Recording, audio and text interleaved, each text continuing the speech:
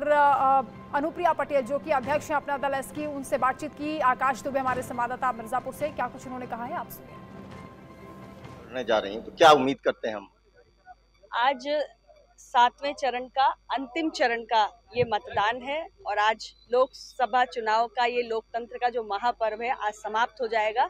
मैं सबसे पहले आपके चैनल के माध्यम से सभी देशवासियों से जहां भी आज चुनाव है जिन सीटों पर, और खास तौर से मेरे अपने मिर्जापुर के मतदाताओं से अपील करना चाहती हूँ।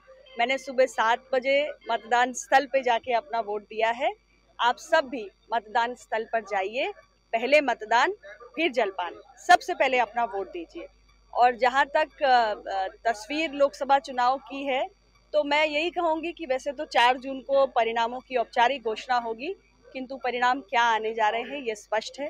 देश में तीसरी बार मोदी जी के नेतृत्व में एनडीए गठबंधन की सरकार बनने जा रही है। 10 सालों में जो अभूतपूर्व काम देश में हुआ, और यहाँ तक कि मेरे अपने मिर्जापुर क्षेत्र में 10 सालों में मैंने यहाँ की विकास यात्रा को आगे बढ़ाया है और मेरा काम जमीन पर जनता को आज नजर आ रहा है। मेडिकल कॉलेज नजर आ रहा है, केंद्रीय विद्यालय नजर आ रहा है, बड़े बड़े यहाँ पे पुल बन गए, चुनार का, भटौली का, बेलवन का, कोटा घाट का, सब कुछ नजर आ रहा है। रेलवे स्टेशन वर्ल्ड क्लास बन रहे हैं, जनता को दिखाई पड़ रहे हैं। आयुष अस्पताल बनकर खड़ा हो गया है, इंजीनियरिंग कॉलेज बनकर तैयार हो गया है। ये सब कुछ काम जनता देख रही है। मुझे पूरा विश्वास है कि एक बार फिर सेवा का अवसर मिलेगा। अच्छा, क्या लगता है कि जो आपने पिछली बार रिकॉर्ड बनाया था उससे बड़ी लकीर आप खींचेंगी?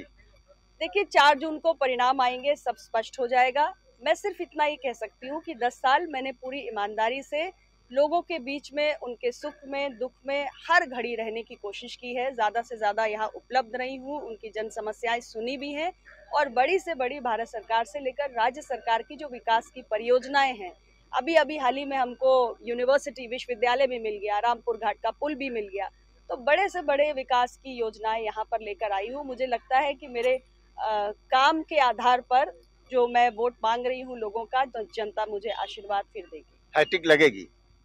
मुझे विश्वास है कि मैंने काम किया है और आज का मतदाता विकास चाहता है, अपने जीवन में बदलाव चाहता है। मिर्जापुर को एक पिछड़े हुए जनपद की पहचान से निकाल कर एक विकास की दृष्टि से अग्रणी जनपद बनाने में मुझे कामयाबी मिली है, और आगे भी विकास रथ का पहिया और तेजी से चलेगा यदि जनता का आशीर्वाद मिला तो।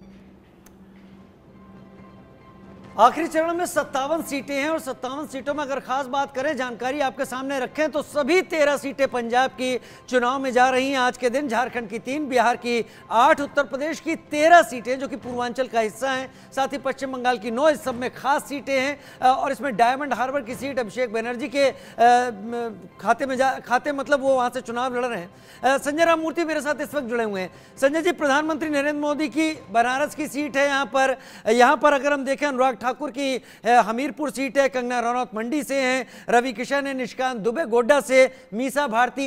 इसमें कौन सी सीट ऐसी है जिस पर आपकी सबसे ज्यादा नजर गड़ी हुई है, जिस पर आपको लगता है कि संदेश तय होगा उस सीट पर हो रहा है टर्नआउट और लोगों की सोच से?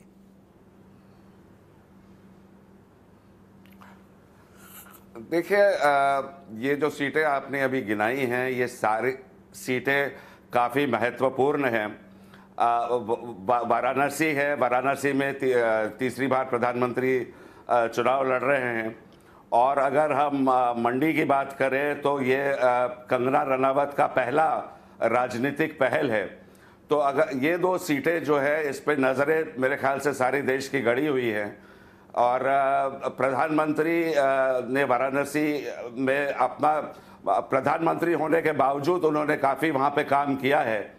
अब देखना यह है कि कंगना रनावत का जो टक्कर है वो वहाँ के जिसके क्राउन प्रिंस के अगेंस्ट है, वहाँ पे टक्कर काफ़ी बराबरी की है। तो ये 2 सीटें पे मैं मानूंगा कि सबकी नज़र होनी चाहिए। ये 2 सीटें, लेकिन क्योंकि हम लगातार बात कर रहे हैं, अभी तक सारे चुनाव संपन्न हो गए हैं, आखिरी चरण का जो ये मतदान आज हो रहा है। अरविंद जी, अभी तक ओवरऑल अगर देखा जाए तो जो वोटर्स के मन में क्या चल रहा है ये क्लियर नहीं हो पा रहा है, लेकिन जो वोटिंग परसेंटेज सामने आ रहा है, हालांकि एक फैक्टर गर्मी का है, लेकिन उसके बाद भी उदासीनता जो वोटर्स की देखी जा रही है, इसके पीछे एक बड़ी वजह क्या मानते हैं आप?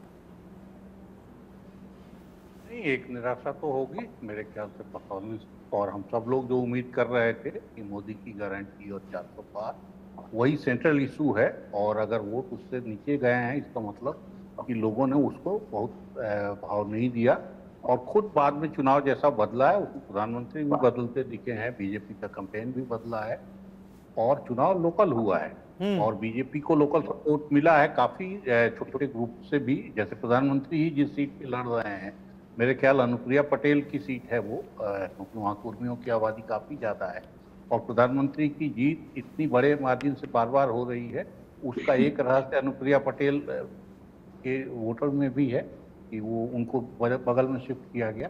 तो जाति का डिस्कोर्स इस चुनाव में काफ़ी मजबूती आया है, हिंदी हटलैंड में तो खास तौर से, और मेरे ख्याल क्या कहना चाहेंगे सर, जो जिनके लिए वोट करने जाएंगे उनसे क्या कहना चाहेंगे, लोगों से क्या कहना चाहेंगे? आपन कीमती समय